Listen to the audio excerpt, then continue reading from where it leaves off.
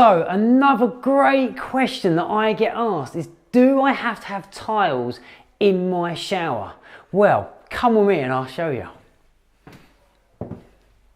So the question is, no you don't. And I know people have this fear about all the grouts getting really mucky and dirty, and that's why we have shower panels. So this is this. Let me just take this down for a second and just show you. 1 second, let me step back out of here.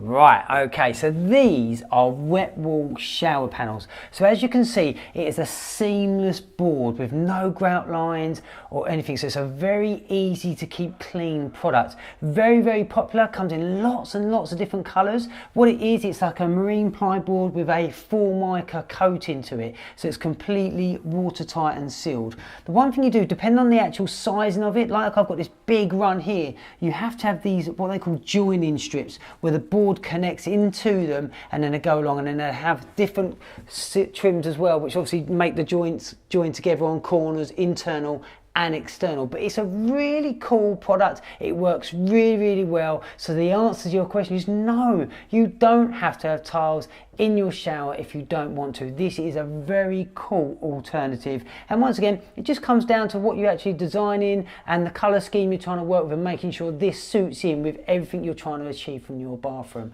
So I hope that answers your question in terms of, do I have to have tiles in my shower?